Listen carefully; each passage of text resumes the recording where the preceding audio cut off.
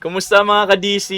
Muli sa mga silent listeners natin, paramdam naman po kayo. Kahit pusuan nyo lang po ako sa comment section, i-comment na rin kung taga saan kayo ha. Salamat po! Muli, narito po ang inyong lingkod na si Kuya Louie para handugan kayo ng magagandang kwentong kulam at barang na may kasamang aral sa buhay. Tapusin nyo palang video natin ha, para marinig nyo mga shoutout at trivia na rin tungkol sa akin bilang professional voice actor at narrator nyo. Palambing naman po na paki-like, comment, share at subscribe sa channel natin ha. Malaking tulong kasi yan para mapalago pa ito. Sa nagdaang story natin, si Jiang Meng ng Chinese series na Devil Beside You ang sinample ko. 2005 naman ang ipinalabas ito sa local TV. Ngayon, isa na namang bida na classic series ang isasample ko. Ito siya. O, sample ha. Nanganganib ngayon ng buong Earth. Kailangan kong tulong mo. Gusto kong maging katulad mo. Gaya! O ano, naalala nyo ba siya? Isa rin to sa palaging may kalaban na dambuhalang halimaw. Tama ba ako? Sino kaya sa inyo nakakaalala sa kanya? I-comment nyo nga. O, bago natin simulan ng kwento, may mga kwentong kulam at barang ba kayo? Pwede nyong i-share sa amin sa comment section ha. At kung ayos sa inyo, ibabahagi natin ang kwento nyo dito mismo sa channel natin. O ngayon, simulan na natin ang kwento! Romy, lampas 11:00 na. Kanina pa may mga reklamo sa barangay hall tungkol sa sobrang lakas ng videoke ninyo. Ako naman, Chairman. Minsan lang magkaroon ng handaan dito eh.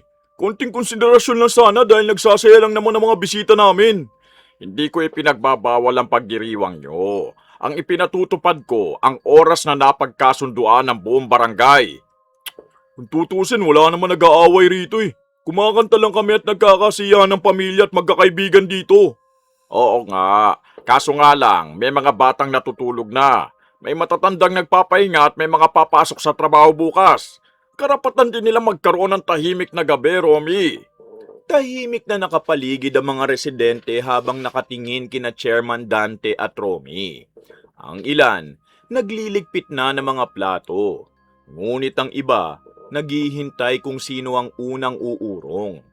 Hindi sumisigaw ang chairman at hindi rin siya nagbabanta. Mahinahon lamang siyang nagsasalita subalit halatang determinado siyang ipatupad ang ordinansang matagal nang ipinaaalala ng barangay.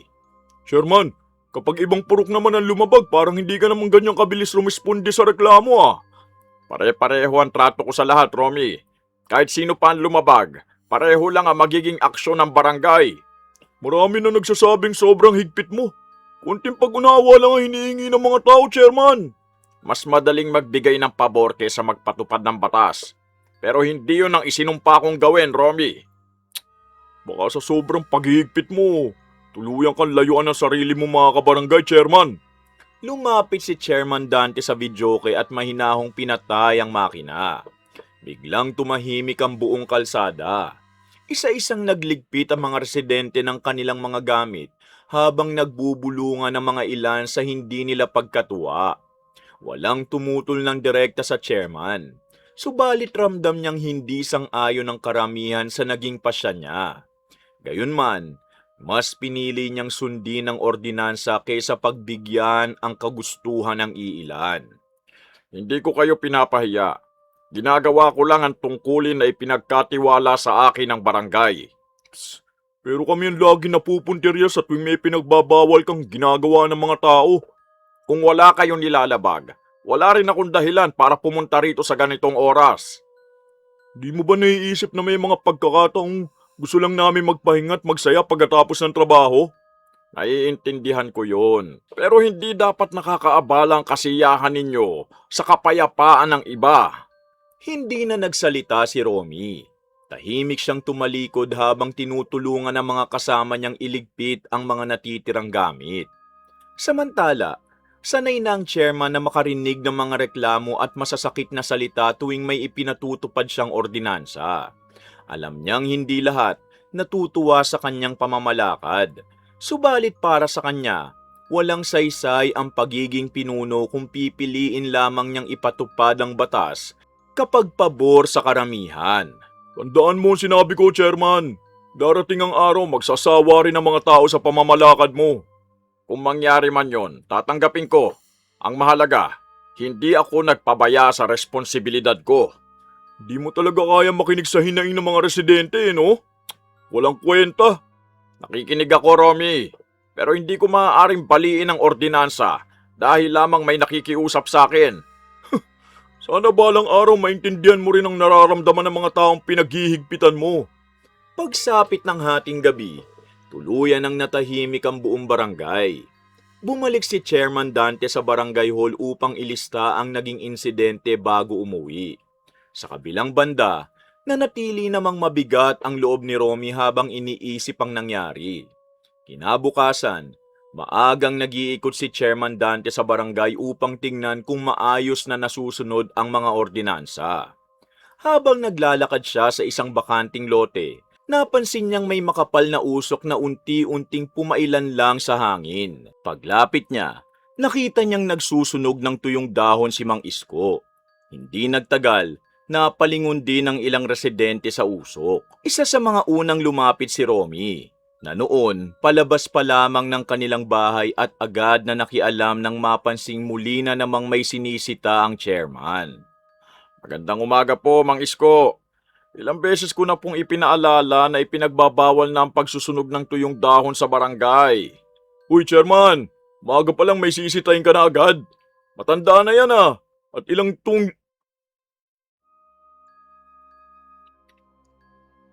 Matanda na yan at ilang tuyong dahon lang naman ang sinusunog. Hindi mahalaga kung kaunti o marami ang sinusunog. Kapag kumalat ang apoy, buong komunidad ang maaaring malagay sa panganib, Romy. Chairman, ilang taon na yung ginagawa ng mga matatanda rito. Wala pa naman ako nabalitaang nasunugan dahil sa tuyong dahon. Mas mabuting umiwas sa kapahamakan kaysa hintayin pa nating may mangyaring trahedya bago tayo sumunod sa batas. Tahimik na nakinig si Mang Isko habang nagsasalita ang chairman. Maya-maya, kusa nitong pinatay ang apoy gamit ang timba ng tubig na nasa tabi niya.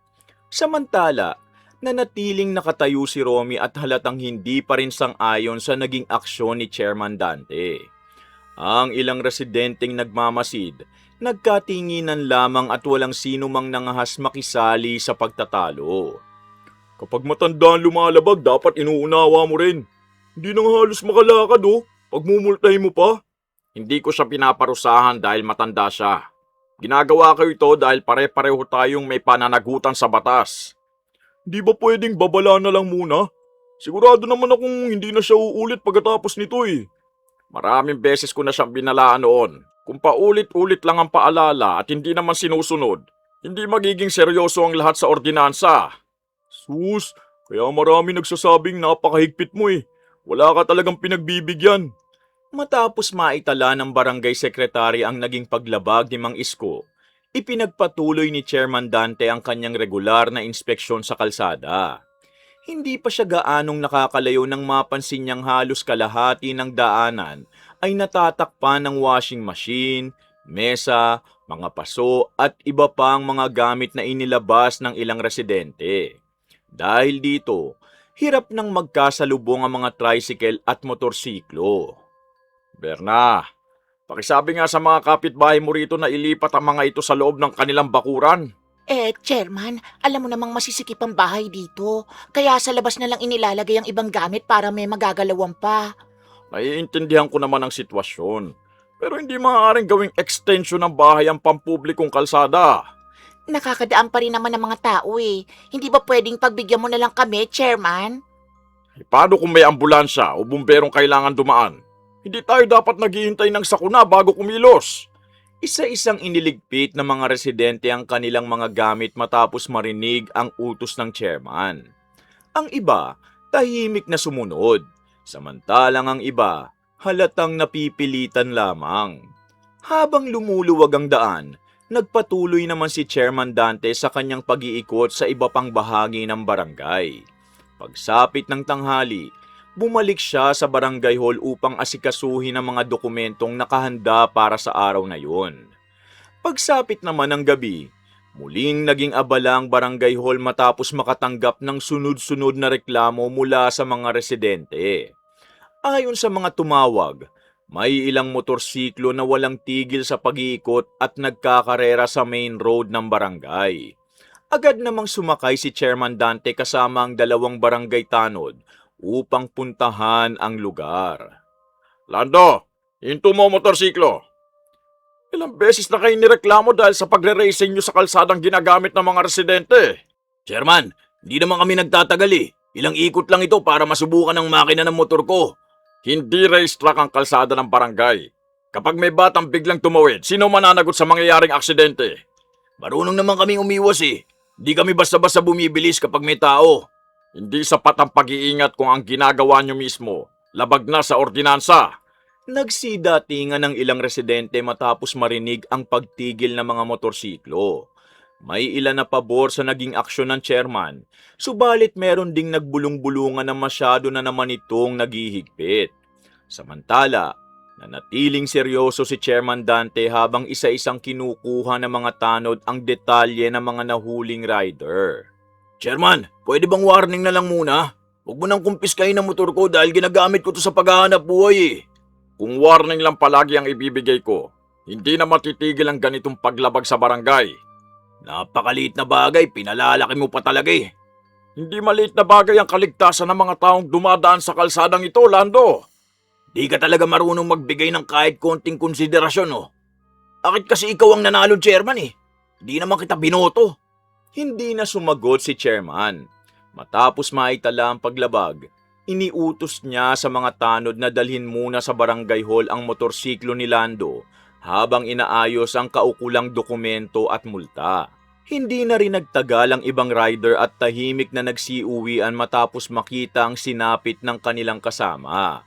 Samantala, si Lando umuwi ng punong-puno ng galit at kahihiyan dahil maraming residente ang nakasaksi sa nangyari. Mirna, kinumpis ka ng chairman ng motorsiklo ko. Napahiya pa ako sa harap ng buong barangay. Buwisit talaga. Ano? Dahil lang sa ilang ikot ng motor, ganyan agad ang ginawa niya sa'yo?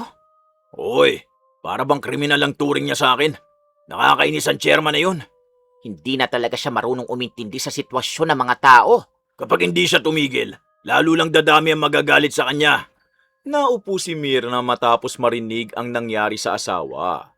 Sa loob lamang ng ilang araw, pakiramdam niya sunod-sunod na ang pagkawala ng kanilang katahimikan dahil sa mahigpit na pagpapatupad ng mga ordinansa ng chairman. Kinabukasan ng hapon, habang nagpapatrolya mga barangay tanod, may natanggap silang tawag mula sa isang residente tungkol sa ilang kabataang umano'y pumuputol ng kawad ng kuryente sa bakanting lote sa dulo ng barangay. Agad na pinuntahan ni Chairman Dante ang lugar. Pagdating nila, nagtakbuhan ng mga kabataang kasama ni Jepoy. Ngunit hindi na ito nakatakas dahil naabutan siya ng mga tanod habang hawak pa ang putol na kawad. Jepoy, ilang beses ka nang nasasangkot sa ganitong gawain. Hindi ka pa rin ba natututo sa mga unang babala? Chairman, di naman po ako magnanakaw eh. Pinulot lang namin yan para ibenta ang tanso. Huwag mo nang palusutan na nangyari. Nahuli ka mismo habang pinuputol mo ang kawad. Chairman, wala naman pong nasaktan. Kailangan lang talaga namin ng pera. Hindi dahilan ng kahirapan para gumawa ng labag sa batas. May ibang paraan para kumita ng marangal. Tahimik na yumuko si Jepoy habang kinukuha ng isang tanod ang putol na kawad bilang ebidensya. Ilang residente ang napahinto upang tingnan ang nangyayari. Maya-maya, dinala si Jepoy sa barangay hall habang ipinatawag naman si Mirna upang ipaliwanag ang nangyari. Chairman, bakit nyo naman dinala rito ang anak ko? Hindi ba pwedeng pagsabihan nyo na lang siya? Mirna, hindi na ito unang beses. Paulit-ulit na naming nahuhuli si Jepoy sa iba't ibang paglabag. Bata pa yan, Chairman. Normal lang ang magkamali. Huwag nyo naman agad bigyan ng malaking problema. Kung bata pa siya, mas lalo siyang dapat gabayan ng magulang para hindi na umabot sa ganitong sitwasyon. Parang anak ko na lang palagi ang nakikita mong pasaway sa barangay. Tahimik lamang na nakinig si Jepoy habang nagtatalo ang kanyang ina at ang chairman. Sinubukan pa ng ilang tanod na pakalmahin si Mirna. Subalit lalo lamang itong nagalit. Para sa kanya, pinapalaki lamang ng chairman ang isang simpleng pagkakamali ng kanyang anak. Hindi ko siya pinupuntirya. Ginagawa ko lang ang pareho kong ginagawa sa lahat ng nahuhuling lumalabag. Kung may puso ka, Bibigyan mo na lang siya ngayon ng pagkakataon. Marami na akong binigay na pagkakataon sa kanya. Kung palagi ko siyang palalampasin, hindi na siya matututo. Ano ba talaga ang gusto mo mangyari sa anak ko? Ang gusto ko, lumaki siyang marunong rumespeto sa batas at hindi pa ulit-ulit na napapahamak. Huminga ng malalim si Chairman Dante bago inilapag sa mesa ang mga dokumentong inihanda para sa insidente. Ipinaliwanag niyang dahil menor de edad si Jepoy, may pananagutan din ng magulang sa paulit-ulit nitong paglabag. Kaya bilang chairman, kailangan niyang isagawa ang tamang proseso at magsampa ng kaukulang kaso laban kay Myrna dahil sa kapabayaan bilang magulang. Hindi na nakapagsalita si Jepoy. Samantalang si Myrna, napakuyom na lamang ng kamao sa sobrang galit. Paglabas niya ng barangay hall, hindi man siya lumingon kay Chairman Dante. Halata sa kanyang mukha na hindi pa roon natatapos ang kanilang alitan. Lumipas ang ilang araw matapos sampahan ng kaso si Myrna. Simula noon, halos hindi na siya mapakali. Saan man siya magpunta, pakiramdam niya siyang pinag-uusapan ng mga tao. Lalong nadagdagan ang sama ng loob niya kay Chairman Dante dahil naniniwala siyang pwede naman itong magbigay ng isa pang pagkakataon sa kanyang anak. Lando, hindi ko talaga matanggap ang ginawa ng chairman na yon. Parang gusto niya tayong ipahiya sa buong barangay eh. Kilala mo naman si Chairman Dante. Kapag may nahuli siyang lumabag, wala siyang pinipili. Hindi yun pagiging patas. Sobra ng ginagawa niya sa pamilya natin. Kung pinagbigyan niya si Jepoy, baka sabihin naman ng iba na namimili siya ng pinaparusahan. Hay nako, kahit ano pang dahilan niya, hindi ko pa rin matatanggap ang kasong isinampan niya sa akin. Tahimik na naupo si Lando habang pinagmamasda ng asawa. Alam niyang hindi na basta mawawala ang galit ni Myrna. Simula nang mangyari ang insidente sa barangay hall, halos araw-araw na lamang nitong binabanggit ang pangalan ni Chairman Dante. Samantala, si Jepoy nanatiling tahimik sa isang sulok ng bahay at hindi halos makatingin sa kanyang mga magulang. Ma, pasensya na. Kung hindi dahil sa ginawa ko, hindi ka sana nadamay. Huwag mo ngang akuin ang lahat, anak. Kasi kung marunong lang umintindi ang chairman na yan, hindi sana tayo umabot sa ganito. Hindi na mababago ang nangyari, Myrna. Ang kailangan natin ngayon, isipin kung paano haharapin ang kaso. Lumipas ang maghapon na mabigat ang pakiramdam sa loob ng bahay ni Myrna. Habang tahimik na nakaupo ang mag-anak, may ilang kapitbahay ang dumaan at binati sila. Hindi man deretsahang nagtanong ang mga ito, ramdam ni Myrna na alam na ng marami ang nangyari. Lalo lamang siyang nainis at pakiramdam niya, unti-unti nang nasisira ang pangalan ng kanilang pamilya. Myrna, kumusta ng kaso? May balita ka na ba? Wala pa, pero hindi ko hahayaang matapos ito ng kamilang andehado. Marami ang hindi rin sang-ayon sa pamamalakad ng chairman na yun eh. Hindi lang kayo may reklamo, Myrna. Marami? Talaga ba? Oo, hindi lang sila nagsasalita ng harapan. Pero marami na rin napipikon sa sobrang higpit niyan. Pati nga ako eh. Hindi na nagsalita si Myrna. Tahimik niyang pinagmasdan ang kalsada habang iniisip ang mga sinabi ni Romy. Ngayon lamang niya napagtantong hindi pala sila nag-iisa sa sama ng loob laban sa chairman. Samantala, sa kabilang bahagi ng barangay, nagpatuloy lamang si Chairman Dante sa kanyang pang-araw-araw na trabaho. Walang kaalam-alam na unti-unti nang nagkakaroon ng iisang panig ang mga residenteng tutol sa kanyang pamamalakad. Myrna, kung pababayaan lang natin na nangyari, mas lalo pang lalakas ang loob ni Chairman Dante na gawin yan sa iba. Eh paano? Hindi ko naman alam kung ano pang pwede kong gawin. Ang gusto ko lang, mapagbigyan sana ang anak ko. Sinabi ko nga, hindi lang naman ikaw ang may sama ng loob sa kanya. Marami na ring residente ang pinagsabihan at napagmulta. Kung ganon, bakit wala ni isang nagsasalita laban sa kanya? Kasi iniisip ng karamihan na sila lang ang may reklamo. Hindi nila alam na pare-pareho palang nararamdaman nila. Nagpatuloy ang usapan ni Romy at Myrna sa labas ng bahay. Habang nagkukwentuhan sila, may ilang kapitbahay na napapahinto at nakikinig sa kanilang usapan. Ang iba, tahimik lamang. Habang ang iba naman, tumatango sa bawat sinasabi ni Romy. Isa-isa nilang ikinwento ang mga pagkakataong napagsabihan sila ni Chairman Dante dahil sa iba't ibang paglabag sa ordinansa. Noong isang linggo nga, pinapalipat niya lahat ng gamit namin sa loob ng bakuran. Hirap na nga kami sa espasyo eh. Hindi talaga siya marunong umintindi. Hindi lang kayo, pati yung mga nagiinuman sa kanto, hindi niya pinalampas. Akala ko kami lang talagang napag-iinitan niya. Hindi. Halos lahat dito may karanasan na mapagsabihan ng chairman. Nung minsan nga pinatigil niya ang pagsusunog namin ng mga tuyong dahon. Napahiya pa ako sa harap ng mga kapitbahay. Tulad dun kay Mang Isko. Hindi ba lang niya iniisip ang naramdaman ko? Ganyan talaga siya. Masamay paglabag, di na siya marunong makiusap. Kung tutuusin, pwede naman niyang kausapin muna ang tao bago agad magbanta ng multa o kaso. Kaya marami na rin umiiwas kapag nakikita siyang nagpapatrolya eh. Hindi habang buhay ganyan ang mangyayari. Darating din ang panahon na may magsasalita laban sa kanya. Unti-unting dumami ang mga nakikinig sa kanilang usapan. May ilang residente na tumango bilang pagsang-ayon. Samantalang ang iba, tahimik lamang na nakikinig. Hindi man pare-pareho ang dahilan ng kanilang pagkainis. Iisang tingin nila kay Chairman Dante. Masyado itong mahigpit sa pagpapatupad ng mga ordinansa. Kung ganon, bakit hindi tayo magsama-sama?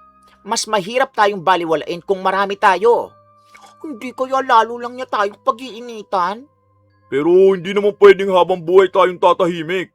Wala naman tayong balak gumawa ng gulo.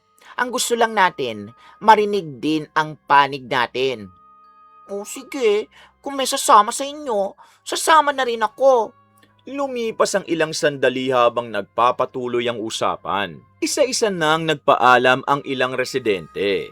Ngunit bago sila umalis, nangako silang kakausapin din nila ang iba pang kapitbahay na may kaparehong reklamo.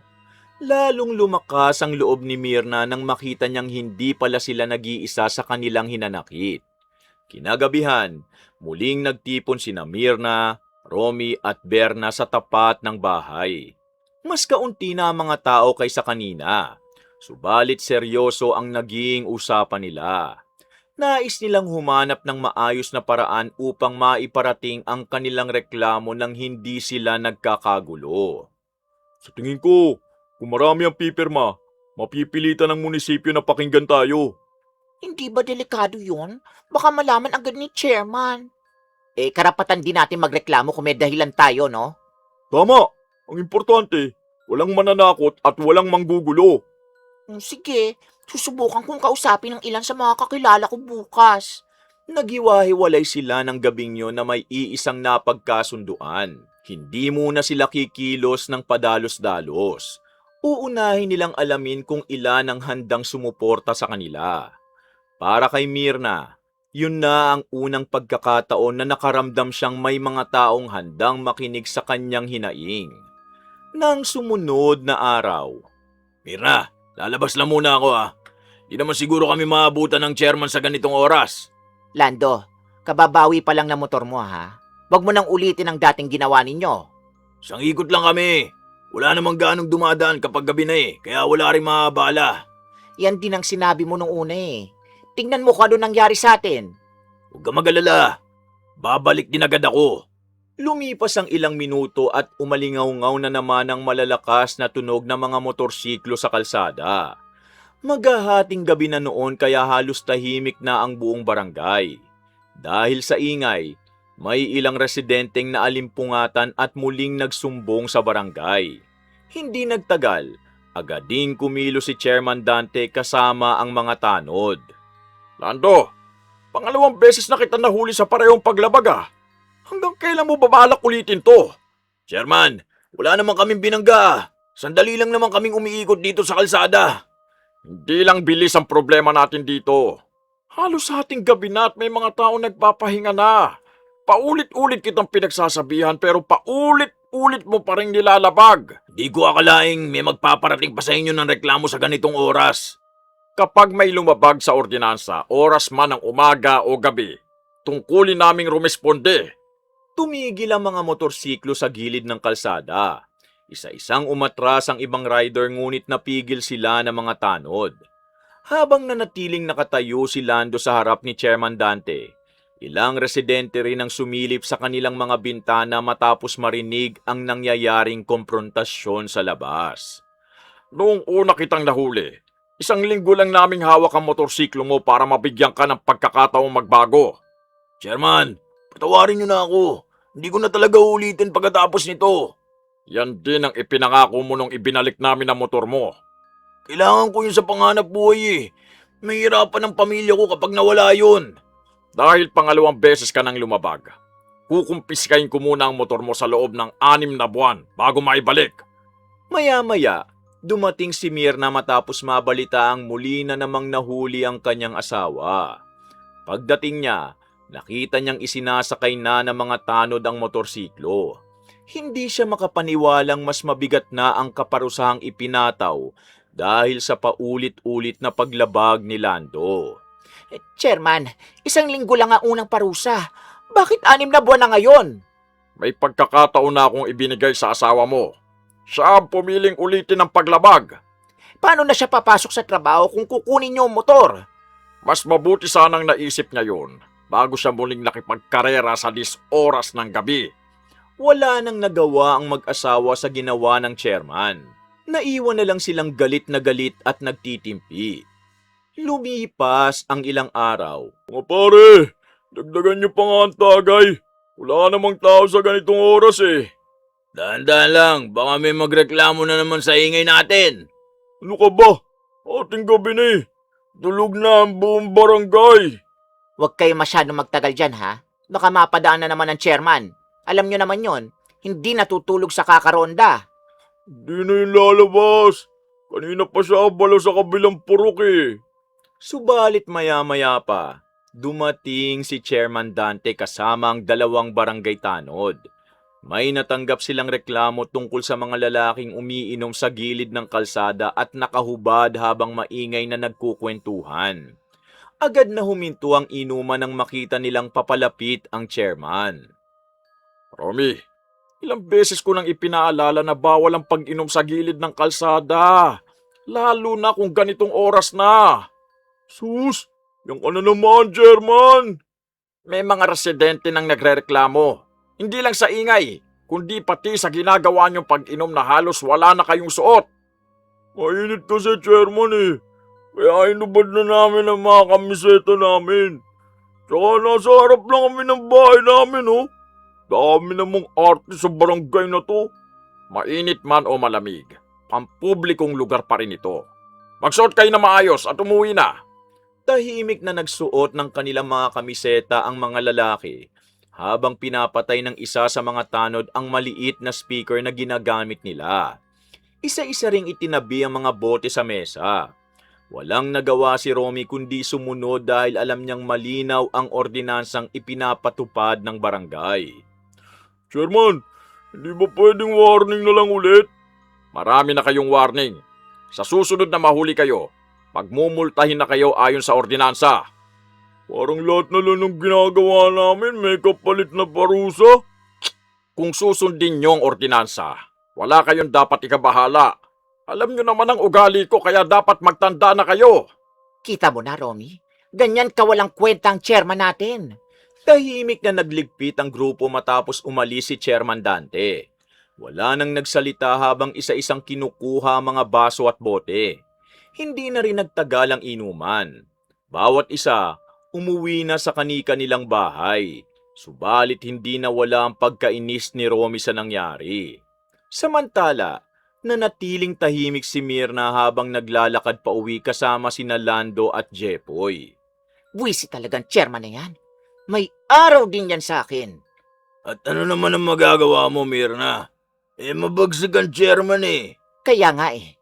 Pero malay natin, magkaroon tayo ng pagkakataon. Kinabukasan, ipinagpatuloy ni Mirna, Romy at Berna ang pakikipag-usap sa ilang residente. May mga tumangging makisali ngunit meron ding nagsabing handa silang suportahan ng anumang maayos na hakbang na kanilang gagawin. Hindi na nila pinilit ang mga ayaw sumama.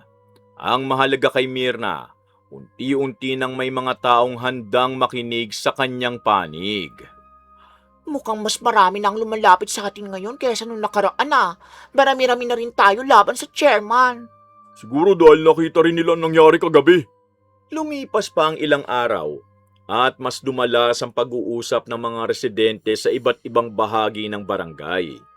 Habang abala si Chairman Dante sa pagpapatupad ng mga ordinansa, tahimik namang lumalawak ang bilang ng mga residenteng sumasang-ayon sa plano ni Mirna. Hindi man sila nagsasama-sama sa isang lugar, pare-pareho na silang naghihintay ng tamang panahon upang maiparating ang kanilang reklamo. Sa tingin ko, sapat na ang mga nakausap natin. Oras na siguro para ihanda natin ang petisyon. Oo nga, kailangan na nating kumilos. Sigurado ka ba riyan? Oo, hindi na ako uurong. Gagawin natin ito sa tamang paraan. Tahimik na nagkatinginan sina Romy at Berna bago sila tumango bilang pagsang-ayon. Nagsimula na silang magplano kung paano ihahanda ang petisyon at kung kailan nila ito ilalapit sa mga residenteng nais pumirma. Habang papalubog ang araw, buo na ang pasya ni Mirna na ipagpatuloy ang laban nila, laban kay Chairman Dante. Lumipas ang ilang araw matapos lihim na maipasa ni Mirna ang petisyon sa munisipyo. Walang kaalam-alam si Chairman Dante sa reklamong isinampa laban sa kanya dahil maingat na itinago ng mga lumagda ang kanilang naging hakbang. Habang hinihintay nila ang magiging tugon ng munisipyo, nagpatuloy lamang si Dante sa kanyang araw-araw na pagpapatrol at pagpapatupad ng mga ordinansa sa buong barangay. Mirna, may nabalitaan ka na ba? Isinama raw sa 4PS si Aling Nena kahit na may 2 anak na nagtatrabaho sa abroad. Ha? Totoo ba yan? Tayo nga hirap na hirap, wala pa rin natatanggap eh. Yan din ang ipinagtataka ko eh. Kaya nga dapat, tanungin natin ang chairman. Kung totoo yan, may karapatan tayo magreklamo. Halika na, ngayon na natin siya kausapin bago pa siya umalis. Magkasabay na nagtungo sina Mirna at Berna sa barangay hall. Pagkarating nila, nadatnan nila si Chairman Dante na naghahanda ng lumabas para sa nakatakda niyang pagpapatrolya. Huminto ito nang makita ang dalawa at tahimik na hinintay ang sasabihin nila. Chairman, gusto ko lang magtanong, bakit may mga nakakasama sa 4PS kahit hindi naman talaga naghihirap? Ano ang dahilan ng tanong mo, Mirna? May nabalitaan kaming may benepisyo na may mga anak namang nagtatrabaho sa ibang bansa. Kung may impormasyon kayong ganyan, pwede nyo yung ireklamo sa DSWD. Pero hindi ba kayo ang chairman? Wala ba kayong magagawa tungkol doon? Sandaling natahimik si Chairman Dante bago sumagot. Hindi siya umalis sa kanyang kinatatayuan at mahinahon niyang hinarap ang dalawang babae. Hindi ako ang pumipili ng mga benepisyaryo ng 4Ps. DSWD ang nagsasagawa ng pagsusuri at sila rin ang nag-a-approve ng mga nasa listahan. Pero pwede naman sigurong irekomenda nyo mga tunay na nangangailangan, di ba? Tulad namin. Pwede naman ako magbigay ng impormasyon kung may hinihingi sila. Pero hindi ako pwede magsingit o magtanggal ng pangalan. Hanggang ngayon may kinakaharap pa rin akong kaso dahil sa nangyari kay Jepoy. Akala ko man lang matutulungan nyo kami sa bagay na ito. Magkaibang usapin ang kasong kinakaharap mo at ang programa ng 4Ps, Mirna. Hindi ko maaaring gamitin ang posisyon ko para paboran ng sino man. Tahimik na nagkatinginan sina Mirna at Berna. Hindi na sila nakadagdag pa ng sasabihin. Nagpaalam si Chairman Dante at ipinagpatuloy ang kanyang pagpapatrol. Habang ang dalawa, mabigat ang loob na lumabas ng barangay hall. Kita mo, wala na naman time na pala. Oo nga eh, kahit ipaliwanag mo ng maayos ang problema, pareho pa rin ang sagot niya. Hintayin na lang natin ang mangyayari sa petisyon. Lumipas ang ilang araw matapos ang pag-uusap ni Mirna at Chairman Dante. Habang tahimik na hinihintay ni Mirna ang magiging balita tungkol sa petisyon, nagpatuloy naman si Chairman Dante sa kanyang nakasanayang pagpapatrol. Hindi pa rin niya alam na may reklamo ng inihain laban sa kanya sa munisipyo. Romy, bakit nakaharang na naman ang mesa at mga upuan nyo sa kalsada? Ilang beses ko na itong pinaayos sa inyo ah. Chairman, sandali lang naman yan. Mamayang gabi pa naman ipapasok. Hindi pwedeng sandali lang. Pampublikong daan ito at may mga sasakyan dumaraan. Chairman, maluwag pa naman ang kalsada oh. Nakakadaan pa rin naman ang mga tao eh. Hindi natin hihintay magkaroon ng aksidente bago nyo alisin ang mga yan. Tahimik na nagtulungan ng ilang lalaki upang ipasok ang mesa at mga upuan sa loob ng bakuran. May iba mang napapailing, wala na ring nakipagtalo dahil alam nilang hindi aalis si Chairman Dante hanggat hindi nalilinis ang kalsada. Pagkatapos, ipinagpatuloy niya ang pagpapatrolya sa kabilang purok kasama ang mga tanod. Kita mo, di na naman siya pumayag kahit naman pwedeng mamaya na. Ang lupit. Ganyan talaga yan eh. Gusto niya oras-oras na susunod ang gusto niya. Kaya maraming talagang napipikon sa kanya eh. Hindi na magtatagal. Hintayin na lang natin ang magiging sagot ng munisipyo. Kapag dumating ang araw na yon, malalaman din niya ang pakiramdam ng pinapahirapan. Kinabukasan, maagang naglibot si Chairman Dante sa palengke at sa mga pangunahing kalsada ng barangay. Sa kabilang banda, ipinagpatuloy naman ni Mirna ang kanilang pang-araw-araw na gawain na parang walang anumang nangyari. Lumipas pa ang ilang araw na walang anumang balita mula sa munisipyo. Hindi man yun ipinapakita ni Mirna. Nagsisimula na siyang mabahala kung mapapansin ba ang kanilang reklamo. Gayunman, hindi niya ito ipinaalam sa iba at ipinagpatuloy lamang ang kanyang mga gawain sa bahay. Lando, Romy, pakisabihan niyo ang iba ha. Simula bukas, iikot ang truck ng basura ng mas maaga. Ilabas ninyo ang basura sa tamang oras. Chairman, hindi ba pwedeng hapon na lang? Yan ang bagong schedule na ipinatupad ng munisipyo. Lahat kailangan sumunod. Mukhang may panibago na naman tayong susundin. Mas magiging maayos ang koleksyon ng basura kung makikipagtulungan ang lahat. Nagpatuloy sa paglalakad si Chairman Dante matapos maipaalam ang bagong schedule. Tahimik siyang binantayan ng tingin ni Mirna at ng kanyang mga kasama hanggang sa tuluyan itong mawala sa kanilang paningin. Mirna, napansin mo ba? Wala pa rin balita tungkol sa petisyon natin. Normal lang siguro yon. Hindi naman agad-agad kumikilos ang munisipyo eh. Kung matagal pa ang aantay natin, sana sulit lahat ng ginawa natin. Marami naman pumirma eh. Hindi siguro nila basta isasantabi ang reklamo. Hintayin na lang natin. Darating din ang tamang panahon.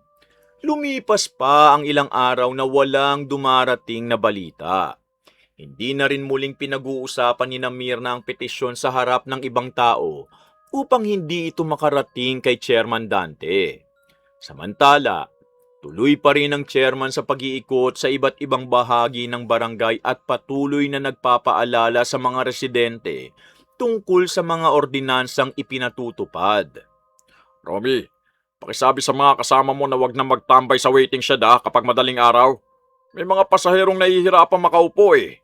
Chairman, naghihintay lang naman kami ron kapag walang ginagawa eh. Hindi pinagbabawal ang paghihintay. Pero wag niyong gawing tambayan ng mga para sa mga biyahero. Kapag umalis kami ron, saan naman kami pupunta? Marami kayong pwedeng tambayan na hindi nakakaabala sa ibang tao. Tahimik na umalis sina Romy at Lando matapos ang pagsita. Hindi na sila nakipagtalo dahil alam nilang hindi rin magbabago ang isip ng chairman. Gayunman, habang naglalakad sila pauwi, lalo lamang nadagdagan ang kanilang pagkainis sa mahigpit nitong pagpapatupad ng mga patakaran. Kahit saan na lang tayo pumwesto, may masasabi pa rin siya. Hintayin na lang natin ang magiging desisyon ng munisipyo. Kapag dumating na ang balita, siguradong magugulat ang chairman. Sa ngayon, manahimik muna tayo. Ayokong malaman niyang may petisyon na palang naisumite laban sa kanya. Sige, wala munang kikibo hanggang may dumating na balita.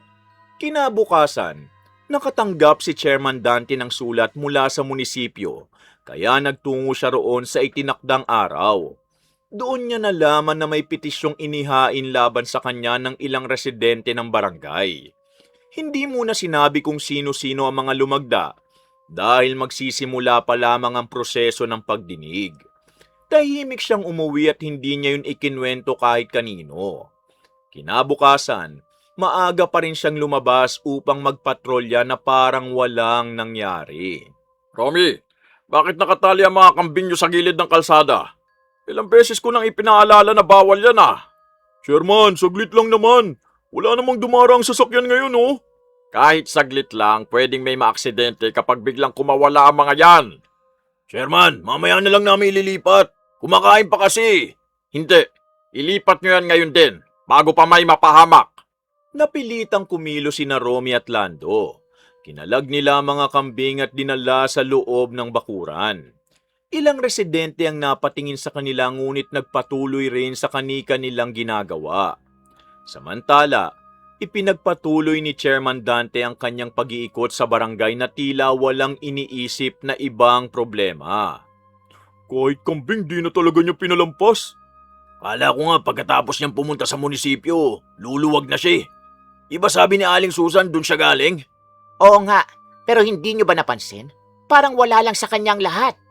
Baka hindi pa niya alam kung sino nagreklamo. Mas mabuti na rin yon. Hintayin na lang natin ang susunod na mangyayari. Lumipas ang ilang araw na walang nagbago sa takbo ng barangay. Samantala, dumalo si Chairman Dante sa itinakdang pagdinig sa munisipyo. Ginawa ko lang ang tungkulin ko bilang chairman.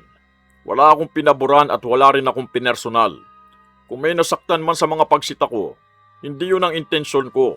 Ang gusto ko lang, maging maayos at ligtas ang barangay. Handa akong sagutin ang anumang tanong ninyo. Wala ako'y tinatago. Kung may pagkakamali man ako, tatanggapin ko. Pero hindi ko ikinahihiya ang pagpapatupad ng mga ordinansa. Hihintayin ko ang magiging pasya ninyo at patuloy kong gagampanan ang trabaho ko. Matapos ang pagdinig, pinauwi muna si Chairman Dante habang ipinagpapatuloy ng munisipyo ang pagrepaso sa petisyon. Hindi pa tiyak kung kailan ilalabas ang magiging desisyon kaya ipinagpatuloy lamang niya ang kanyang pang-araw-araw na gawain. Sa kabilang banda, wala ring balitang natanggap si Mirna tungkol sa naging resulta sa pagdinig. Mirna, may nabalitaan ka ba? Akala ko may desisyon na agad. Wala pa. Mukhang matatagalan pa yata bago matapos ang lahat. Kung ganun, maghihintay na naman tayo.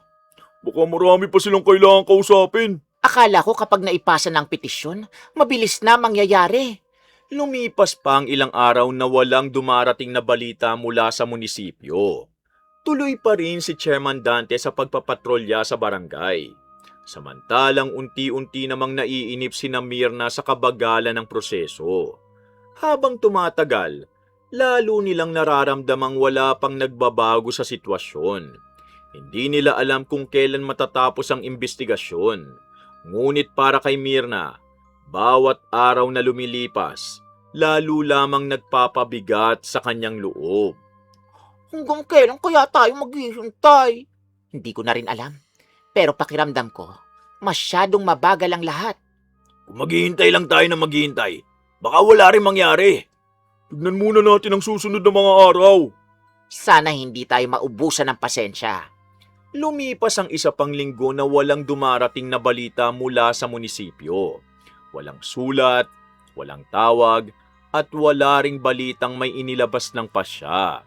Sa kabilang banda, araw-araw pa ring nakikita ng mga residente si Chairman Dante na nagpapatrolya sa iba't ibang bahagi ng barangay na tila walang nabago sa kanyang buhay. Tignan mo, parang wala lang sa kanya ang lahat. Hindi rin naman natin alam kung ano nangyari sa pagdinig. Ang alam ko lang, hanggang ngayon siya pa rin ang chairman. Baka matagal pa bago umusan ng reklamo. Hindi ko na kaya maghintay ng ganyang katagal. Tahimik na naupo ang apat sa lilim ng isang puno. Walang gustong magsalita sa loob ng ilang sandali. Ramdam ni Mirna ang bigat ng loob sa bawat araw na lumilipas. Para sa kanya, parang walang saysay ang lahat ng ginawa nilang paghahanda at pagpapapirma ng petisyon kung wala rin namang nangyayari. Ano na ngayon ang balak natin? Hindi ko na rin alam. Wala talagang magagawa kundi maghintay. Minsan may mga bagay na hindi naaayos sa paghihintay lang. Teka, anong ibig mo sabihin? Sandaling nagpalingalinga si Berna bago siya muling nagsalita. Tiniyak muna niyang walang ibang taong nakikinig sa kanilang usapan. May kilala akong babae sa kabilang bayan. Babae? Sino naman yon? Matagal ko na siyang naririnig sa mga kwento ng mga tao. Marami raw ang lumalapit sa kanya kapag pakiramdam nila wala ng ibang paraan. Ano naman ang ginagawa niya? Hindi ko muna sasabihin, pero kung gusto niyong subukan, pwede ko kayong isama ron. Tahimik na napaisip si Mirna. Hindi siya agad sumagot. Nakatingin lamang siya sa malayo habang binabalikan sa isip ang lahat ng nangyari sa kanilang pamilya mula nang magsimula ang alitan nila ni Chairman Dante. Unti-unti nang nabubuo sa kanyang isip ang isang pasyang maaaring magbago sa takbo ng kanilang buhay. Berna, sigurado ka bang mapagkakatiwalaan ng babaeng sinasabi mo? Hindi ko pa siya napupuntahan pero may mga kakilala akong nagsabing natulungan daw sila. Kung puro sabi-sabi lang yan, baka lalo lang tayo mapahamak. Pakinggan muna natin ang sasabihin ni Berna bago tayo magdesisyon. Sa dami ng nangyari sa atin, wala na akong alam na ibang paraan. Tahimik na natigil ang usapan. Maya-maya, isa-isang nag-uwian ng apat. Hindi na muling binanggit ni Berna ang pangalan ng babaeng tinutukoy niya. Para kay Mirna, sapat na ang narinig niya upang manatiling gumugulo yun sa kanyang isip. Habang naglalakad pa uwi, paulit-ulit niyang naaalala ang sinabi nitong may isang taong maaaring makatulong sa kanya. Mirna, pag-isipan mo mabuti ang bawat hakbang natin. Hindi naman ako basta-basta gagawa ng desisyon. Ayoko mas lalo pang lumaki ang problema eh. Mas gusto ko ring matapos na ito kaysa habang buhay tayong naghihintay. Bahala ka. Pero sana hindi natin pagsisiyan to Kinagabihan, hindi agad nakatulog si Mirna. Habang tahimik ang buong bahay, hindi mawala sa isip niya ang mabagal na takbo ng reklamo sa munisipyo at ang sinabi ni Berna tungkol sa babaeng nasa kabilang bayan. Hindi pa man siya nakakapagpasya, naramdaman niyang unti-unti na siyang natutuksong alamin kung sino ang taong yon at kung paano ito makatutulong. Sa labas ng bahay, payapa ang buong barangay at walang kaalam-alam si Chairman Dante na may panibagong hakbang na nabubuo laban sa kanya. Lumipas ang ilang araw ngunit wala pa ring balitang dumarating mula sa munisipyo tungkol sa petisyong isinampa laban kay Chairman Dante. Habang patuloy pa rin itong naglilibot sa barangay, lalo namang nawawala ng pasensya si Mirna. Isang hapon, muling kinausap siya ni Berna at sinabing panahon na para puntahan ang babaeng dati niyang nabanggit. Dahil wala na siyang maisip na ibang paraan, pumayag si Mirna na sumama. Handa ka na bang sumama sa akin? Hindi ko alam kung tama ba itong gagawin natin. Desisyon mo pa rin yan. Hindi kita pipilitin. Kung maghihintay pa tayo sa munisipyo, baka abutin pa ng ilang buwan. Kaya nga naisip kong subukan natin ang huli kong sinabi. Kinabukasan, maaga silang bumiyahe papunta sa kabilang bayan. Matagal na ang kanilang nilakad bago sila makarating sa isang lumang bahay na napaliligiran ng matataas na puno. Tahimik ang buong paligid at halos walang dumaraang tao. Huminto si Berna sa harap ng pintuan at marahang kumatok. Makalipas ang ilang sandali, bumukas ang pinto. Isang matandang babae ang lumabas. Hindi ito nagsalita. Tahimik lamang nitong pinagmasdan sina Mirna at Berna bago sila pinapasok sa loob ng bahay. Siya ba ang sinasabi mo?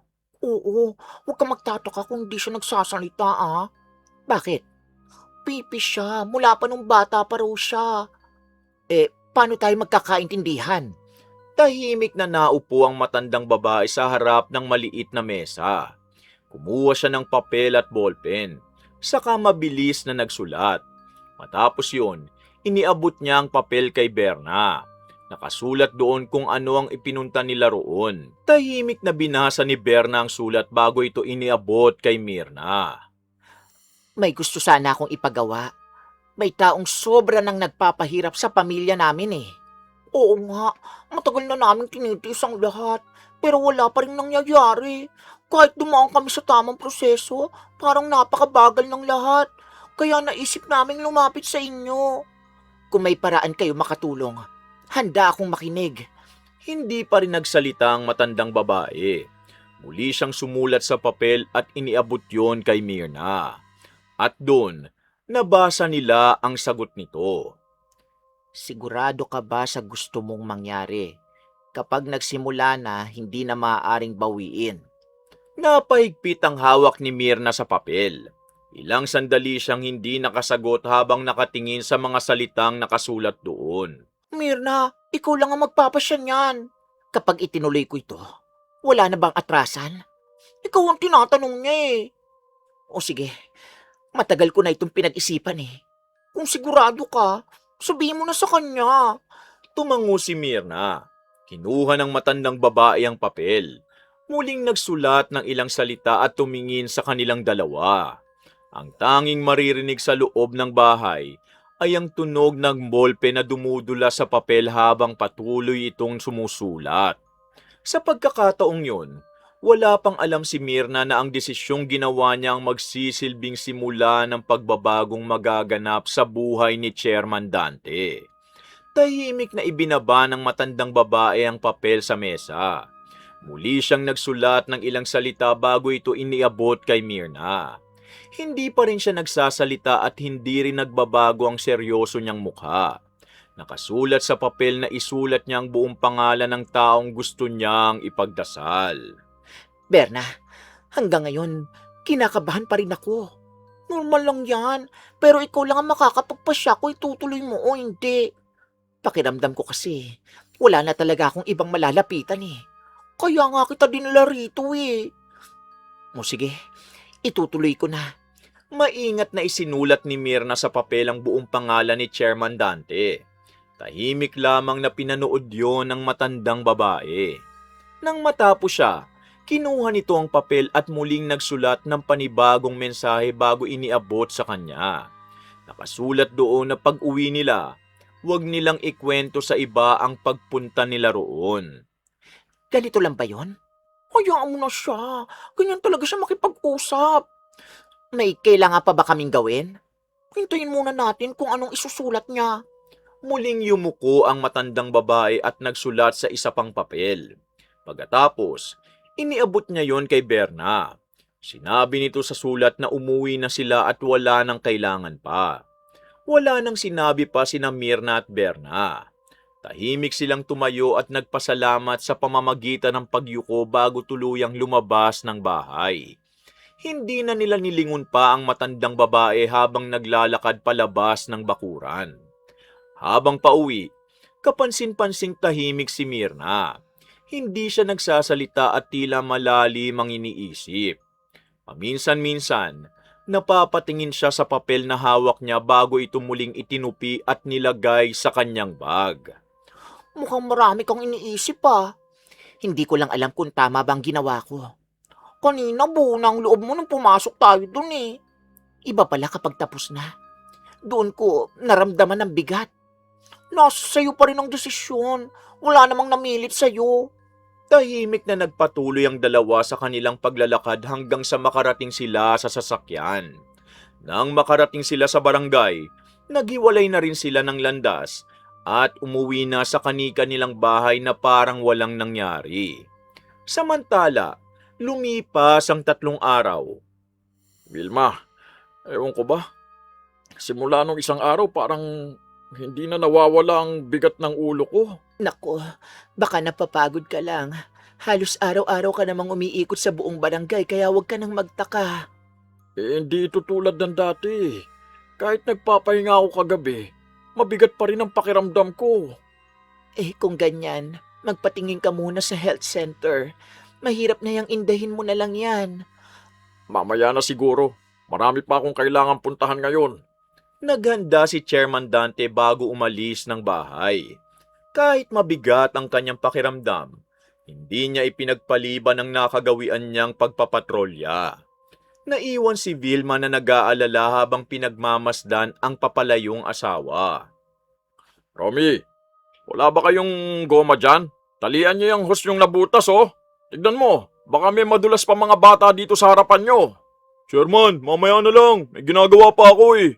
Naku naman, Romy. Kapag may nadisgrasya, saka ka pakikilos. Bahagyang napayuko si Chairman Dante upang hawakan ang kanyang sentido. Ilang segundo siyang napatigil bago muling naglakad. Hindi yun nakaligtas sa paningin ni na Romy at Lando. Ngunit walang nagsalita sa kanila at ipinagpatuloy lamang ang kanilang ginagawa. Dante, ang aga mong umuwi Hindi ka ba Bulol. Dante, ang aga mong umuwi Hindi ka ba tumuloy sa kabilang purok? Hindi ko kinaya. Parang mas sumasakit ang ulo ko habang naglalakad ako eh. Hindi na talaga yan normal. Bukas sasamahan na kita sa doktor. Subukan ko muna magpahinga ngayong gabi. Huwag mo nang patagalin. Baka lumala pa yan eh. Nag-aalala na ako sa'yo. Kinagabihan, ilang ulit na nagising si Chairman Dante.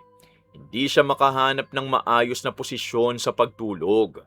Paminsan-minsan, napapahawak siya sa ulo habang nakaupo sa gilid ng kama. Tahimik lamang siyang pinagmamasdan ni Vilma. Hindi pa niya alam kung bakit biglang nagkagano ng asawa, ngunit malinaw sa kanya na unti-unti nang may nagbabago sa kalagayan nito. Nang sumunod na mga araw, Dante, magpahinga ka muna ngayong araw. Ako nang bahala sa mga kailangan dito sa bahay. Hindi pwede. Kapag hindi ako lumabas, sino magpapaalala sa mga lumalabag? Mas mahalaga ang kalusugan mo. Napapansin ko kasi na imbis na gumaling ka, mas lumalala ka pa nung pumunta tayo sa doktor kahapon. Ayos lang ako. Kailangan ko lang siguro ng hangin. Baka hindi gamot lang kailangan ko eh, kundi ang maglibang ng paminsan-minsan. Pero kanina ka pa napapahawak sa ulo mo. hindi pa rin nakinig si Chairman. Mabigat ang bawat hakbang niya habang naglalakad sa kalsada. Maya-maya, napatigil siya at napapikit sa tindi ng pananakit ng kanyang ulo. Ilang segundo siyang hindi gumalaw bago muling nagpatuloy sa paglalakad. Napansin niyo ng ilang residente. Ngunit inisip nilang baka napagod lang siya. Lumipas pa ang 2 araw at lalong lumala ang kalagayan ni Chairman Dante. Madalas na siyang natitigilan sa gitna ng pagsasalita. Minsan, nalilimutan niya kung saan siya pupunta at kung bakit siya naroon.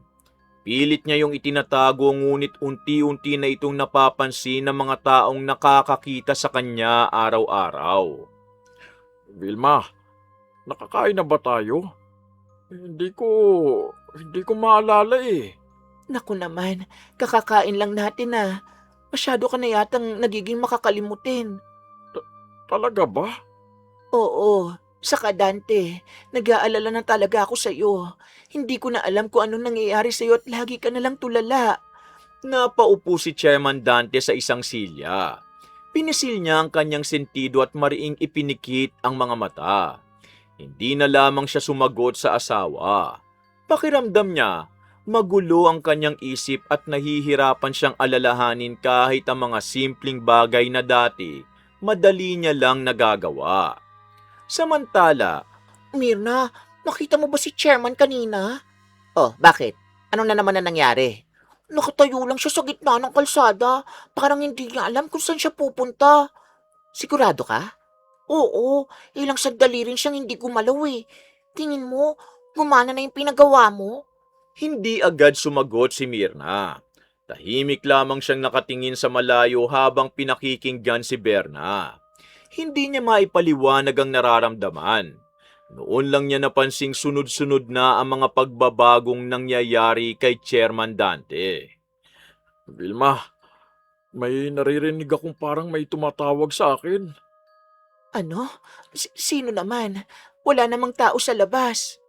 Hindi, parang may bumubulong eh. Vilma, may bumubulong talaga.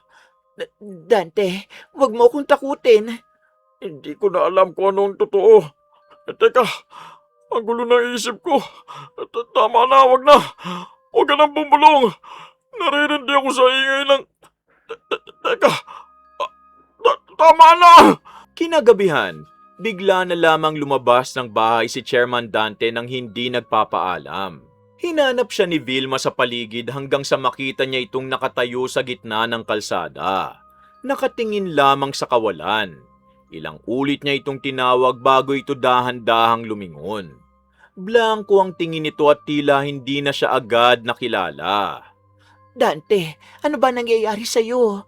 Pinag-aalala mo ko ng gusto. Akala ko kung saan ka na napadpad. Sino ka? Dante, ako ito, si Vilma. Bakit hindi mo ko kilala? Vilma? Oo, ang asawa mo. Halika na, uuwi na tayo. Tahimik na sumunod si Chairman Dante ngunit habang naglalakad sila pauwi, hindi na maalis ang takot sa mukha ni Vilma. Ramdam niyang hindi na simpleng sakit ng ulo ang nararanasan ng kanyang asawa. Unti-unti na itong nawawala sa tamang pag-iisip. At wala siyang ideya kung ano ang tunay na dahilan ng pagbabagong yun. Dante, dito tayo dadaan. Mali ang nililikuan mo. Nasa kabilang kalsadang pauwi sa atin. Hindi. Sandali lang. Parang hindi ko na maalala kung saan tayo nakatira. Ano bang sinasabi mo? Mahigit 20 taon na tayo nakatira roon. Pasensya ka na. Parang magulo ang isip ko. Hindi ko maintindihan kung bakit. Umuwi na tayo, halika na. Sumunod ka lang sa akin. Mula sa kabilang bahagi ng kalsada, tahimik na nasaksihan ni Mirna at Berna ang pangyayari. Hindi sila lumapit at nagtago lamang sila sa likod ng isang nakaparadang tricycle. Kitang-kita nila kung paano inalalayan ni Vilma ang asawa habang pilit itong ginagabayan pa uwi. Ilang ulit pang lumingon si Chairman Dante sa iba't ibang direksyon na para bang hindi niya na alam kung nasaan siya. Nakita mo ba yun? Hindi na niya maalala ang sarili niyang dinaraanan. Noon, kabisado niya ang bawat sulok ng barangay. Oo, hindi lang sakit ng ulo nangyayari sa kanya. Kanina pa siya litong-lito sa paligid niya. Ay, akala ko baka nagkataon lang. Pero ngayon, malinaw na may nagbago talaga sa kanya. Ngayon lang ako naniwalang totoo ang sinabi ng matandang babae. Hindi ko inakala na mangyayari yun ng ganito kabilis. Kaya sinabi ko sa inyo noon na maghintay lang tayo. Hindi agad lumalabas ang epekto ng ginawa niya. Tahimik na pinagmasdan ni Mirna ang mag-asawa hanggang sa makapasok ang mga ito sa loob ng bahay. Unti-unti siyang napangiti. Sa unang pagkakataon mula nang magsimula ang alitan nila ni Chairman Dante, pakiramdam niya sila naman ang lamang. Ang lahat ng galit at sama ng loob na matagal niyang kinimkim, tila unti-unting napapalitan ng matinding kasiyahan. Naalala mo ba nung ako ang pinatayo niya sa barangay hall dahil sa kaso? Wala man lang siyang ipinakitang awa sa akin, kahit alam niyang nahihiya ako. Naalala ko, tapos ilang araw lang ang lumipas, kinumpis ka pang motor ni Lando. Halos araw-araw kayong problemado noon. Akala niya siguro habang buhay kaming tatahimik at tatanggapin ang lahat ng ginagawa niya. Hindi niya alam na darating din ang araw na siya naman ang mahihirapan. Sa nakikita natin ngayon, mukhang nagsisimula pa lang ang lahat. Hindi pa yan ang pinakamatinding mangyayari. Kung yan ang kapalit ng lahat ng paghihirap na dinanas ng pamilya ko, hindi ako makakaramdam ng awa sa kanya, no? Mabagal na naglakad pa uwi si Mirna at Berna. Pareho silang hindi nagsalita pa tungkol sa matandang babaeng kanilang pinuntahan. Hindi na rin nila kailangang pag-usapan yon. Sapat na ang nakita nila sa araw na yon upang mapaniwala silang nagsimula ng gumana ang bulong. Habang papalayo sila sa bahay ni na Chairman Dante, lalo namang tumitibay ang paniniwala ni Mirna na malapit na niyang makamit ang paghihiganting matagal niya nang hinihintay. Lumipas ang ilang araw dahil sa patuloy na paglala ng kalagayan ni Chairman Dante. Nagpa siyang munisipyo na pansamantala muna siyang alisin sa kanyang tungkulin habang nagpapatuloy ang investigasyon at pagpapagamot. Mula noon, hindi na siya muling nakita sa barangay hall. Mas madalas na lamang siyang manatili sa bahay kasama si Vilma. Dante, kumain ka muna. Kanina pa nakahain ang pagkain mo. Hindi ako nagugutom. May hinihintay pa akong tao. Wala namang darating. Tayong dalawa lang ang nasa bahay. Narinig ko silang tumawag sa pangalan ko. Dante, wala kang narinig. Halika na at kumain tayo. Mula nang alisin sa pwesto si Chairman Dante, Unti-unti ring nabawasan ang pagpapatupad ng mga ordinansa sa barangay. Napansin nyo ng ilang residente. Ang iba, muling naglabas ng mga gamit sa kalsada, habang ang iba naman, bumalik sa dati nilang mga nakasanayan. Samantala, wala nang pakialam si Mirna sa nangyari kay Chairman Dante. Para sa kanya, sapat nang makita niyang hindi na ito ang dating mahigpit na pinuno ng barangay. Berna, mukhang natuloy na rin ang gusto nating mangyari. Oo nga eh, hindi ko na rin nakikita si chairman na nagpapatrol. Buti nga wala na ring sumisita sa mga nagkakarera tuwing gabi. Kagabi nga, halos 1 oras kami nag-inuman sa kalsada. Wala ni isang dumating para magpaalis sa amin. Hayaan mo na, hindi na natin problema yon. Nagpatuloy ang mga araw sa barangay. Dahil wala nang mahigpit na nagpapaalala, unti-unting bumalik ang dating mga paglabag. May muling nagsunog ng mga tuyong dahon sa tabi ng kalsada. May naglabas ng mga mesa at upuan sa daan. At meron ding muling nagpalipas ng gabi sa pagiinuman sa labas. Walang sino man ang sumisita sa kanila. Ma, lalabas lang muna ako ah. Oh, saan ka pupunta? May pupuntahan lang akong kaibigan. Huwag mo na ako hintayin ha, mamaya pa ako uwi. Napatango lamang si Mirna habang pinapanood ang anak na papalayo. Pagkaalis ni Jepoy, hindi siya dumiretso sa sinabing pupuntahan niya. Sa halip, nagtungo siya sa dating lugar kung saan minsan na siyang nahuling pumuputol ng kawad ng kuryente. Dahil wala nang dating mahigpit na chairman na nagpapatrolya sa barangay, naging kampante siyang wala nang haharang sa kanyang balak. Isang beses lang naman to eh. Wala namang makakahuli sa atin eh. Basta bilisan lang natin ha. Kunin lang natin ang tanso at umalis na agad. Malaki rin ang kikitain natin kapag nabenta to. Pagkatapos ito, titigil na talaga ako. Pangihikayat ni Jepoy sa kaibigan niyang menor de edad din. Lumalim ang gabi habang pilit na pinuputol ni Jepoy ang kawad. Tahimik ang paligid at wala ring dumaraang nagpapatrol. Habang abala siya, hindi niya napansing may bahagi pa ng kawad na may daloy ng kuryente.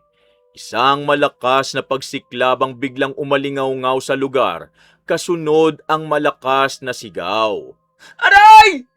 Ilang residente ang nakarinig ng malakas na sigaw at agad na nagtungo sa pinanggalingan nito. Pagdating nila, nakita nilang nakahandusay si Jepoy sa tabi ng naputol na kawad.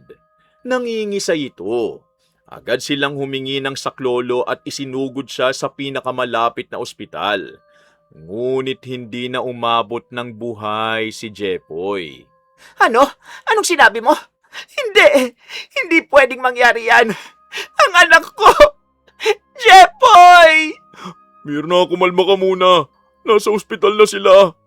Nasaan ang anak ko? Dalhin niyo ako sa kanya, pakiusap! Halika na, baka hindi totoong balitang narinig natin. Baka hindi naman napuruan si Jepoy. Hindi mangyayari ito sa anak ko! Mabilis na nagtungo sina Mirna, Lando at Romy sa ospital. Halos hindi makahinga si Mirna sa kaba habang papalapit sila sa silid na kinaroroonan ni Jepoy. Pagpasok nila, nakita nilang natatakpan ng puting kumot ang katawan ng kanilang anak. Jepoy! Anak! Gumising ka, pakiusap! Anak! Anak, bakit hindi ka nakinig sa amin? Hindi kita iiwan. Gumising ka, anak. Anak ko! Mirna, wala na siya. Anak, patawarin mo kami. Hindi ka namin napigilan. Napaupo si Mirna sa kama habang yakap ang katawan ng kanyang anak. Paulit-ulit siyang umiiyak at tinatawag ang pangalan ni Jepoy. Ngunit wala ng anumang tugon. Samantala, tahimik lamang na umiiyak si Lando habang nakayuko sa tabi ng higaan. Sa loob ng ospital, tanging hagulgol ng pamilya ang maririnig. Sa gabing yun, tuluyang nawala si Jepoy. Ang binatilyong ilang ulit nang nasangkot sa pagnanakaw ng kawad ng kuryente, namatay sa parehong bagay na ilang beses na ring ipinagbawal sa kanya. Ilang araw matapos mailibing si Jepoy, nanatiling mabigat ang katahimikan sa bahay ni Mirna. Halos hindi na lumalabas ng silid si Mirna. Habang si Lando naman, madalas na nakatitig lamang sa bakuran. Wala na rin silang lakas na mag-usap tulad ng dati. Bawat sulok ng bahay, nagpapaalala sa kanila ng anak na hindi na muling makakauwi. Lando, tama na ang pag-iisip. Hindi na natin maibabalik si Jepoy kahit gaano pa tayo magluksa. Paano ko titigil? Ako ang ama niya pero wala akong nagawa para pigilan siya. Hindi lang ikaw ang nagsisisi. Araw-araw ko ring sinisisi ang sarili ko. Kung naging mas maigpit sana tayo sa kanya, baka buhay pa siya ngayon. Tapos na ang lahat. Ang magagawa na lang natin, ipagdasal siya. Lumipas ang maghapon na walang halos nagsalita sa loob ng bahay. Kinagabihan, tahimik na lumabas si Lando. Hindi niya sinabi kay Mirna kung saan siya pupunta. Sa isip niya, gusto niyang kahit sandali makalimutan ang bigat ng kanyang nararamdaman. Lando, kumusta ka na? Ilang araw ka rin hindi nakalabas ah. Di ko alam. Hanggang ngayon parang hindi pa rin ako makapaniwala. May ilang kasama ang nagtipon sa kabilang barangay. Baka gusto mong sumama. Saan? Eh di dating gawi, karera uli. Pampatanggal stress lang. Tahimik na napaisip si Lando. Ilang sandali siyang nakayuko bago dahan-dahang tumango. Hindi niya alam kung tama ba ang gagawin niya. Gusto niyang kahit sandali makalimutan ang sakit na dala ng pagkawala ng anak. Sige, sasama ako. Sandali lang naman yun. Pagkatapos, uuwi na rin tayo. Huwag na nating ipaalam kay Mirna. Huwag kang mag-alala. Wala namang makakaalam eh. At sa kabilang barangay, doon nga nagtipon-tipon ng ilang rider sa isang mahabang kalsada sa parte ng barangay. Isa-isang umandar ang mga motorsiklo hanggang sa umugong ang malalakas na tunog ng mga tambucho nito. Hindi nagtagal, nagsimula ang karera. Lando, dahan-dahan lang. Madulas ang kalsada. Kaya ko to. Naku, huwag mong piliting umabol. Hayaan mo ko. Lando! Sa sobrang bilis ng takbo, hindi na nakontrol ni Lando ang motorsiklo nang sumapit sa isang kurbada. Dumulas ang gulong at tuluyang sumalpok ang motorsiklo sa konkretong harang sa gilid ng kalsada. Malakas ang impact kaya tumilapon ang katawan niya. Agad na huminto ang ibang rider at tumakbo papunta sa kanya. Si Romy ang unang lumapit. Nanginginig ang mga kamay niya habang sinusubukang kausapin ang kaibigan. Lando! Naririnig mo ba ako? May tumawag naman ng ambulansya! Bilisan nyo! Lando, huwag kang bibitiw! Mabilis na isinugod si Lando sa ospital ngunit dahil sa matinding pinsala sa ulo at katawan, idiniklara rin siyang wala ng buhay pagdating doon. Madaling araw nang may kumatok sa bahay ni Mirna. Pagbukas niya ng pinto at makita si Romy, agad niyang napansin ang nanginginig nitong katawan at namumugtong mga mata. Romy, bakit? Mirna, si Lando kasi. Sabihin mo sa akin, nasaan ang asawa ko? Saka bakit ganyan ang itsura mo? Na-aksidente siya. Wala na siya, Mirna. Ano? Hindi na naituloy ni Romy ang kanyang sasabihin. Napahagulgol na lamang siya. Sa sandaling yun, naunawaan na ni Mirna ang nangyari. Parang nanghina ang kanyang buong katawan at napaupo siya sa sahig habang walang tigil ang pagpatak ng kanyang mga luha. Sa loob lamang ng maikling panahon, magkasunod na nawala ang kanyang anak at ang kanyang asawa. Ang pamilyang minsang buo, tuluyan ng nawasak at naiwan si Mirna na mag-isang pasan ang bigat ng lahat ng kanilang sinapit. Mirna, dinalang kita ng kaunting pagkain. Alam kong halos hindi ka na kumakain itong mga nakaraang araw eh. Salamat, Berna. Pero wala talaga akong ganang kumain. Parang kasabay nilang nawala ang lahat ng lakas ko. Hindi mo pwedeng pabayaan ang sarili mo. Alam kong mabigat ang pinagdaraanan mo pero Kailangan mo pa rin bumangon. Paano ko babangon? Sa loob lang ng ilang linggo, nawala ang anak ko at ang asawa ko. Ano pa ang natitira sa akin? Hindi namin kayang burahin ng sakit na nararamdaman mo. Pero hindi ka namin nahayaang mag-isa. Lumipas ang ilang linggo, ngunit nanatiling balot ng lungkot ang bahay ni Mirna. Madalas siyang nakaupo sa harap ng larawan ni na Jepoy at Lando habang tahimik na umiiyak. Paminsan-minsan, dinadalaw siya ni na Berna at Romy upang samahan. Ngunit kahit anong pagdamay nila, hindi pa rin maibsan ang bigat ng kanyang dinadala. Sa kabilang banda, tuluyan namang nawala sa tungkulin si Chairman Dante at si Vilma na lamang ang walang sawang nag-aalaga sa kanya. Napadaan ako kanina sa plaza. Nakita ko si Chairman Dante. Hindi na niya ako nakikilala. Talaga bang gano'n na kalala ang kalagayan niya? Oo, hawak lang siya ni Vilma habang naglalakad. Parang naliligaw na siya sa sarili niyang barangay. Marami na rin nagsasabing malungkot ang nangyari sa kanya. Kahit dati galit na galit sila. Tahimik na napayuko si Mirna. Wala na siyang sinabi pa. Habang lumilipas sa mga araw, unti-unti ring bumalik ang dating nakasanayan ng ilang residente. May mga nagsusunog na muli ng tuyong dahon sa bakanting lote at may mga gamit na muling inilalagay sa gilid ng kalsada. Wala nang umiikot upang magpaalala o sumita. Kaya naging kampante ang marami na gawin ang anumang gusto nila. Mirna, aalis na muna kami. Babalikan ka na lang ulit namin bukas ha. Salamat sa pagdalaw. Kahit papano, nababawasan ang pakiramdam kong nag-iisa. Kapag may kailangan ka, huwag kang mahihiyang magsabi ha. Maraming salamat sa inyong dalawa. Mag-iingat ka. Magkita-kita ulit tayo bukas. Hindi pa man tuluyang nakakahakbang sina Berna at Romy, biglang umalingaw-ngaw ang malakas na sigaw mula sa kabilang purok. Isa, dalawa, hanggang sunod-sunod na tinig ang narinig nila habang nagtatakbuhan ng mga tao palabas ng kanilang mga bahay. Diyos ko! Sunog! Ang bahay ko! Mirna! Halika na, lumalaki na ang apoy! Kailangan na natin umalis dito! Sandali, kukunin ko lang ang litrato ni na Jepoy at Lando. Iwan mo ng ibang gamit. Buhay mong unahin mo. May mga bahay nang nadadamay, bilisan nyo! Diyos ko, ang bilis kumalat ng apoy. Sa loob lamang ng ilang minuto, nilamon ng apoy ang magkakadikit na bahay. Dahil sa malakas na hangin, mabilis itong lumawak hanggang sa mga kalapit na purok.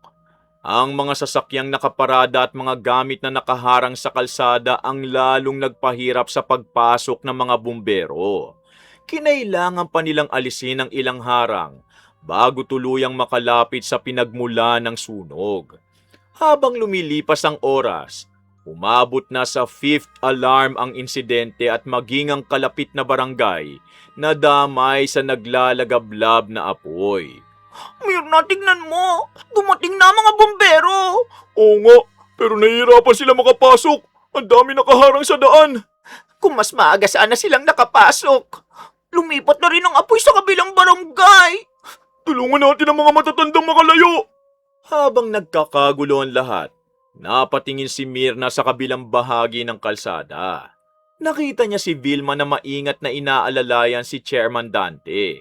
Gusot ang damit nito at blanko ang mga mata. Hindi na nito alam ang nangyayari sa paligid. Minsan, tumitigil ito at tumitingin sa kawalan na parang hindi nakilala ang sarili niyang barangay. Chairman, pasensya ka na. Hindi ka na niya makikilala. Matagal na siyang wala sa tamang pag-iisip. Ako ang dapat humingi ng tawad sa kanya.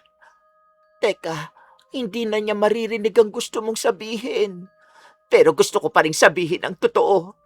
Lumapit si Mirna kay Chairman, habang patuloy ang pagdaloy ng kanyang mga luha. Hindi man lang siya tinignan ng dating pinuno. Nakatitig lamang ito sa apoy na tila walang nauunawaan sa mga nangyayari. Chairman, patawad. Akala ko noon gusto mo lang kaming pahirapan. Galit na galit ako sa bawat ordinansang ipinapatupad mo. Hindi ko nakita na para pala yun sa kaligtasan naming lahat. Kung nakinig lang sana si Jepoy sa pagbabawal mong magnakaw ng kawad, baka buhay pa ang anak ko. Kung nakinig lang din sana si Lando sa pagbabawal mo sa drag race, baka kasama ko pa siya ngayon. At kung nakinig lang sana kaming lahat sa pagbabawal mong magsunog at humarang sa kalsada, baka hindi nasunog ang mga bahay namin. Tahimik lamang na nakatingin si Chairman Dante sa nagliliyab na paligid. Wala siyang naging tugon. Dahan-dahang hinawakan ni Vilma ang kanyang kamay at inakay na siyang palayo habang patuloy ang pag-apula ng mga bumbero sa apoy. Nang tuluyan ng makontrol ang sunog, napakaraming bahay ang naging abo. Maraming pamilyang nawala ng tirahan at kabuhayan. Sa gitna ng pinsala, isa-isang naalala ng mga residente ang mga ordinansang dati nilang kinaiinisan.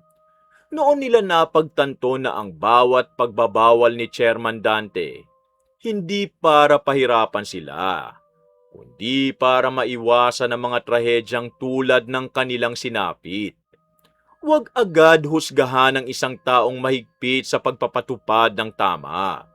May mga batas at alituntunin na maaaring hindi natin gusto. Ngunit ginawa ang mga ito upang protektahan ang buhay at kapakanan ng nakararami. Kapag nanaig ang galit at paghihiganti kaysa pag-unawa, maaaring ang buong komunidad ang magbayad ng pinakamabigat na kapalit. Wakas! Isang magandang kwento na naman ang natapos natin mga ka-DC. Sana may napulot kayong aral dito ha. Huwag niyo pong kalimutan na mag-like, comment, share at subscribe ha para masuportahan niyo ang channel natin. At bilang ganti, para mas exciting, i-comment niyo kung sino yung character ko na paborito niyo sa mga binosesan ko. Ito po sila sa mga anime. Sa mga K-drama at Tagalized films naman po, i-search niyo na lang ang pangalan ko para makapili kayo sa kanila. Lilinawin ko lang mga ka-DC, yung sample po na pinaririnig ko sa inyo sa bawat character, yun mismo ang ginamit ko nung pinalabas sila sa Tagalized version sa TV. Huwag nyo rin pong kalimutang i-comment kung anong masasabi niya sa kwento natin ngayon ha. Pag napili ko ang comment mo, isa-shoutout kita sa next story natin. Oh, shoutout na ulit tayo! Shoutout kina Maria Oros ng Australia na 2 araw ng first commenter natin. Wow! Nakakatuwa po. Talagang nakaabang kayo sa upload natin. Salamat po. Lola Inday. Opo Lola. Ako rin po ang narrator ng mga pambihirang kwentong buhay. Ako nga po si Mr. Hope. Abangan nyo rin po ang pagbabalik ko doon. Shoutout din kay Carmencita at Pompey Munasque at Jericho at Rosemary Mendoza na taga N Domingo, Modesta Sendana ng Pangasinan, Hilda Arugay ng General Trias Cavite, Michelle Verbo ng Leyte, Ems World Vlog ng Hong Kong na taga Ormoc Leyte, Rachel Harabejo ng Bicol, Bella Shell, Bella Xiao, James ng UAE, Rina Kayaba ng Subic, Alona Minaki ng Japan, Jimboy at sa Lola Maria at Kuya Jomar nyo. Happy birthday po sa inyong dalawa! Shoutout kina Myla at Leo ng Hong Kong, Easy Tagman Power Services ng Valenzuela City. Kumusta po kayo dyan? Mimi ng Submariano, San Antonio, Nueva Ecija, Ann Salalima ng Macau, Jean Milmao ng Liloan, San Vicente, Cebu, Charlotte de la Cruz ng Japan, Emilia Alera ng Hong Kong, Chari Ann Escora ng Hinigaran, Mary IPS na new subscriber natin from Japan, Alison Baricas ng Bicol Albay, Valer Main Alinea ng Qatar, Carlene Sausa ng Lemery, Batangas, Kel Montoya ng Taguig, Richelle ng Bay Laguna, Elisa Fakesh ng Germany, Ate Feli ng Baler, Metilio Tesay, Carol Silorio ng Lapu-Lapu, Caloocan, Leonisa Cobo ng San Miguel, Bulacan, Maria Agnes Domingo ng Zamboanga City, Ambis Cristali ng Tokyo, Japan, Meli Andor ng Las Piñas, Real Estasales Person ng Bulacan, Inday 8335 ng Bahrain na taga Samar, Rim John Valencia ng Pinamukan, New Washington, Aklan at sa Delgado family, Valencia family at Duga family, at Dada Laines ng Paranaque. Shoutout kina Mama Lauren Boyles ng California, USA, kina Kuya Liam at Bebe Lay ng Quezon City, kina Bombom, Bebe Jam at Jillian ng Sampaloc, Manila, kay Mamo Lovina at Papa Bong ng Manila, kay Tanod Potpot Mylas, pagaling ka Tupoks, kay Keisha Chua ng Torrance, California, at kay Josh and Lauren Rubio ng Buena Park, California. Pasensya na po sa mga hindi ko po na shoutout. Abangan nyo po sa mga susunod na upload natin. Kumusta po sa lahat ng mga kababayan natin na nasa ibang bansa at sa inyo pong masugid kong tagapakinig saan mang sulok ng Pilipinas. Mag-iingat po kayo palagi dyan. O paano? Samahan nyo po ulit ang inyong lingkod na si Kuya Louie sa susunod na kwento natin ha. Maraming salamat po at pagpalain tayong lahat ng puong may kapal. Bye!